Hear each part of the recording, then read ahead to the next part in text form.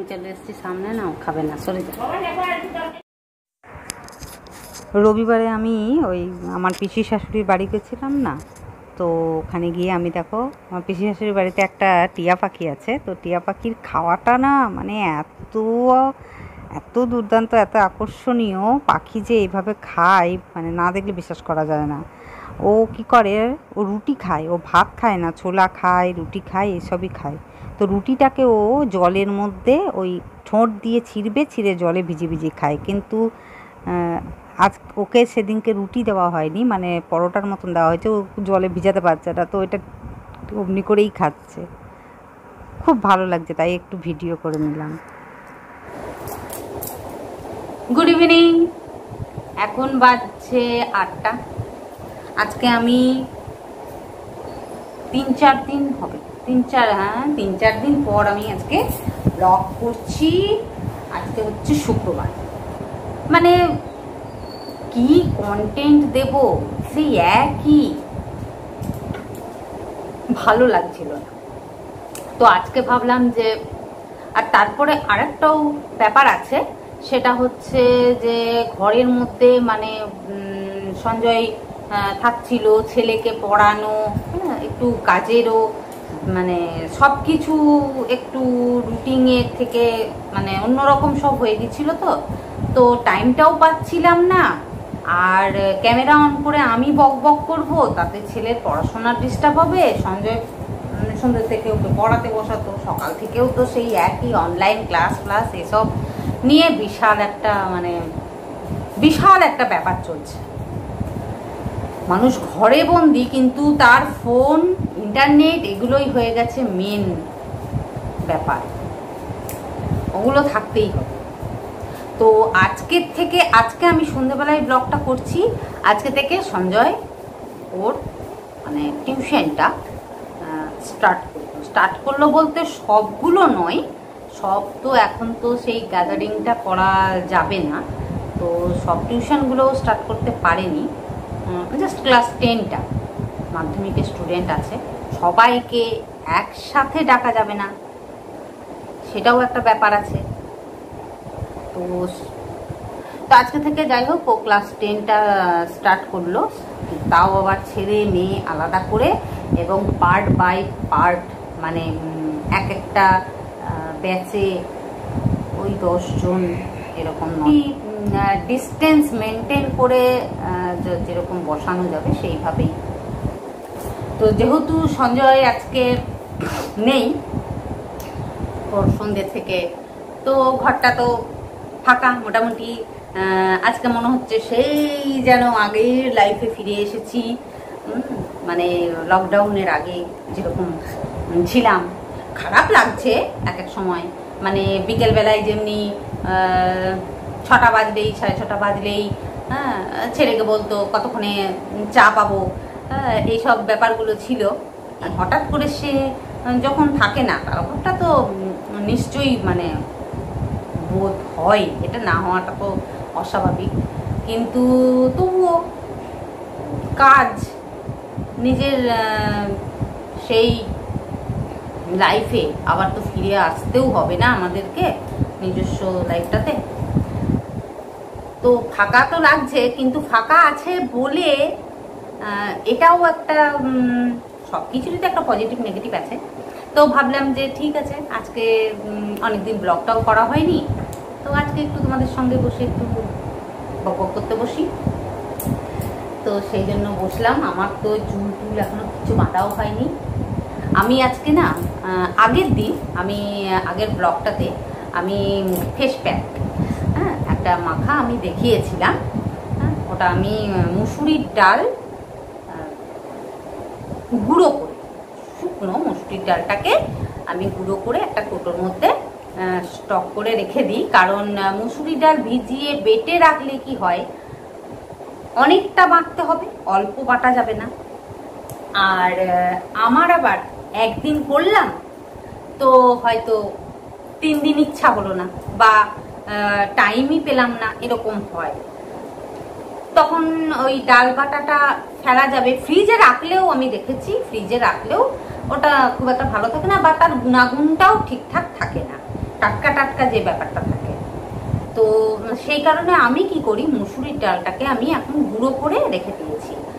আর আমি ছোটবেলার থেকে মানে যখন থেকে এই মোটামুটি মানে বুঝতে শিখেছি যে নিজেকে একটু সুন্দর রাখতে হবে, রূপচর্চা করতে হবে, এই ব্যাপারগুলো যখন থেকে হয়েছে আর কি, তখন থেকে আমি নানা রকম উপায়ে, হ্যাঁ তখন তো ইউটিউব কিছুই ছিল না, তো এই মা মাসিদের মুখেই জেনে ঘরোয়া উপায় পেপারে দেখতাম, এতে দেখতাম, যাই হোক ওইসব করেই তো আমি এই মুসুরির ডাল, শীতকালে আবার মুগের ডাল, আর গরমকালে মুসুরির ডাল, কারণ মুসুরির ডালটা আমাদের স্কিনটা এক্সট্রা যে অয়েলটা থাকে, এই যে সবসময় স্কিনটা যে গরমে মানে মুখটা ঘামে বা অয়েল বেরোয়, এই জিনিসগুলো মুসুরির ডালটা অ্যাবজর্ব করে নেয়।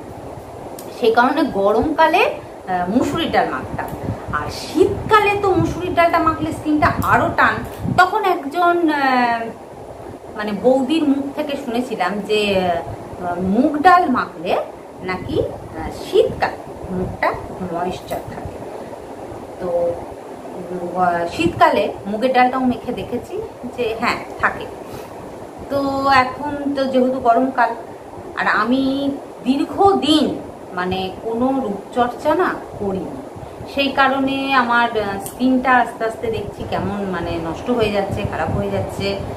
মুখের মধ্যে একটা গ্লেজ ছিল, তো সবাই বলতো, আমি ছোটোর থেকে নানা রকম উপায় করেছি, কখনো মুলতানি মাটি, গোলাপ জল, চন্দন গুঁড়ো মিশিয়ে সেটাকেও মেখে বসে থাকতাম ভূত সেজে, তারপরে মুসুরির ডালও মেখেছি, অনেক রকম মানে করেছি, যখন যা ইচ্ছে হয়েছে করেছি। তো আমার কোনোদিনও পার্লারে যাওয়ার প্রয়োজন হয়নি, আমি কোনোদিনও ওই পার্লারে গিয়ে এই ম্যাসাজ ট্যাসাজ ওইসব আমি করিনি, যা করেছি আমি ঘরোয়া উপায়ে। আমার মুখে কোনোদিনও একটা ব্রণ বেরোয়নি। যে একটা বয়সের পর মানুষের তো সব কিছুর একটা মানে ইয়ে থাকে, ভিতরে শরীরের ভিতরেও আমাদের যে হাড় গোড় সেগুলোরও তো একটা ক্যাপাসিটি আছে, মানে একটা বয়সের পরে আমাদের এক্সট্রা একটু কেয়ারের প্রয়োজন হয় সব কিছুতে।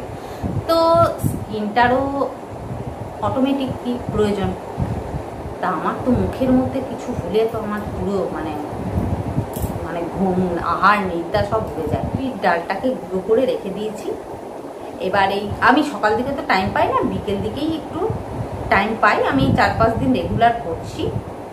তো মুসুরির ডালটার বাটাটার মধ্যে ওটা আমি অবশ্য ধুয়ে গুঁড়ো করিনি, কেউ যদি কারো যদি সময় থাকে, এনার্জি থাকে, সে ধুয়ে শুকিয়ে তারপরেও গুঁড়ো করতে পারো। আমি ওই কি করি, খুব তো মিহি পেস্ট করিনি, অল্প অল্প দানা দানা আছে, যাতে কি আমি হালকা করে একটু এরকম করে রাফ করে করে মানে তাতে কি হয় আমাদের মরা কোষগুলোও চলে যাবে, আলাদা ওর সঙ্গে চাল গুঁড়ি বা হ্যান ত্যান মেশানোর কোনো দরকার নেই, মুসুরির ডালটাতেই আমাদের কাজ হয়ে যাবে। তো যদি ছোট ছোট কারুর স্কিনের মধ্যে লোম থাকে, দীর্ঘদিন করতে করতে করতে করতে লোমগুলোও চলে যাবে। তো আমি মুসুরির ডালের মধ্যে আমি আজকেও ওটা ভিজিয়ে নিয়েছি, ভিজিয়ে রেখেছি। এটা আমি 10 মিনিট আগে একটু ভিজিয়ে রাখি, একটু গোলাপ জল, একটু অ্যালোভেরা জেল আর একটু মধু, 3টে আমি মিশ্রণ করে এটাকে ভিজিয়ে রেখে দিই। তারপরে এটা তো মানে যেহেতু মানে গুঁড়ো আর দানা দানা, মুসুর ডালটা তো ভিজবে, তো সেই ভেজা অবধি জলটা যখন টেনে নেয় তখন আমি ইচ্ছা হলে একটু গোলাপ জল দিই কিংবা একটু প্লেন জল দিই, দিয়ে এটাকে আমি মুখের মধ্যে রেখে দিই। চলো এখন আমি আগে মুখটা আমি ওয়াশ করে আসি, একটু জল দিয়ে ধুয়ে আসি, তারপরে এটাকে আমি মাখবো, ঠিক আছে? আর একজন আমার কাছে জিজ্ঞেস করেছে যে মুসুরির ডাল মুখে মাখলে কি হয়, তো বলে দিলাম কি হয়। মুসুরির ডাল মুখে মাখলে আমাদের স্কিনের মধ্যে একটা গ্লেজ আসে, আমাদের এক্সট্রা যে স্কিনে অয়েল সেগুলোকে অ্যাবজর্ব করে নেয়, টোটালি স্কিনটার একটা উপকার। মুসুরির ডাল তো আমাদের উপকারে লাগেই, মুসুরির ডাল প্রোটিন আছে, মানে সেটা আমাদের খাওয়ারও মানে আমরা যদি খাই মুসুরির ডালটা সেটাও তো আমাদের শরীরের পক্ষে উপকার। তো সেইটা যদি আমরা স্কিনে মাখি সেটা তো উপকার হবেই, ওপর থেকে ভিতর থেকে দুটো থেকেই যদি আমরা দিই তাহলে তো অবশ্যই ভালো, তাই না? তাহলে চলো আমি ফেসটা আগে একটু ওয়াশ করে আসি, তারপর এটা মেখে নিচ্ছি।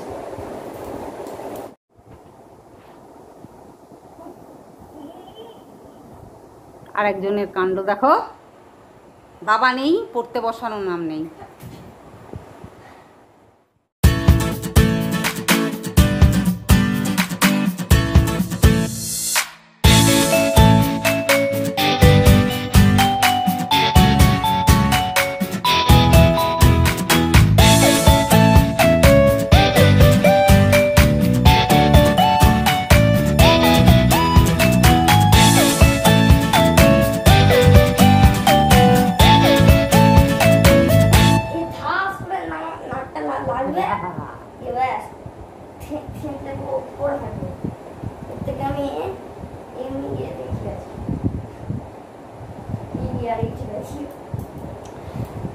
আচ্ছা দেখো, আমার এটা মেখে নিলাম, মাখা হয়ে গেল। এবারে একটু হালকা করে আস্তে আস্তে আস্তে আস্তে এইভাবে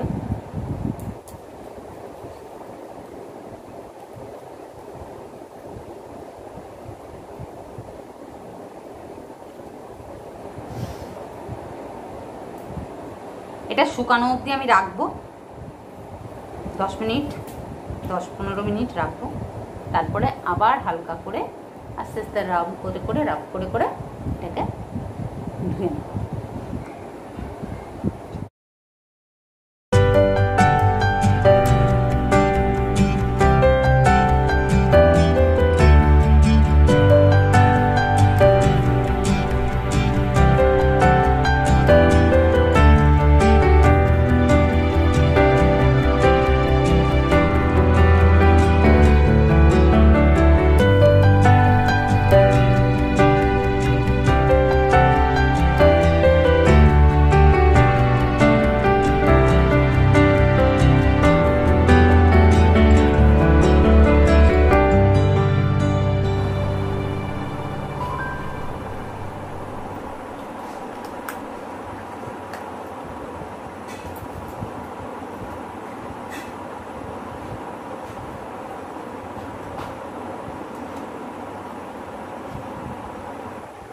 নাকটা বেশি গ্লো করছে না।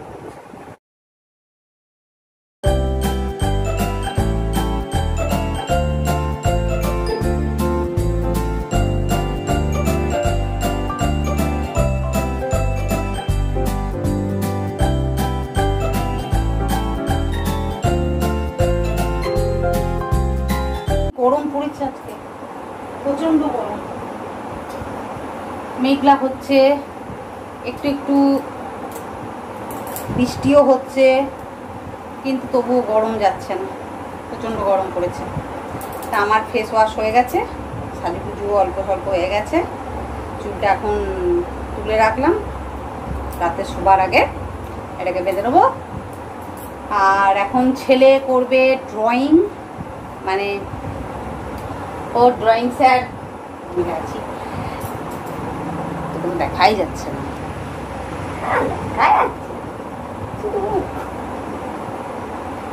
দিয়ে ও ড্রয়িং স্যার ওকে কতগুলো আঁকা দিয়েছে। এতদিন তো ড্রয়িং ক্লাস বন্ধ ছিল, এখন ড্রয়িং ক্লাস স্টার্ট হয়েছে। তো এতদিন যে বন্ধ ছিল সেই জন্য তো ড্রয়িং স্যার কিছু ড্রয়িং পাঠিয়েছে ফোনে, সেটাও ফোনে, আমি তো ফোনেই ব্লগ করি।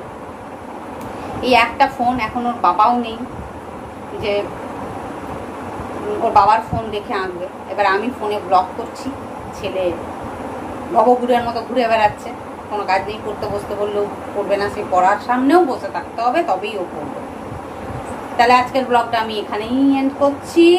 সবাই ভালো থাকবেন, সুস্থ থাকবেন, আর আমার ব্লগ দেখে ভালো লাগলে নতুনরা অবশ্যই সাবস্ক্রাইব করবেন, আর যারা আমার অলরেডি বন্ধু তারা লাইক করবেন, কমেন্ট করবেন। তাহলে আজকের মতো টাটা।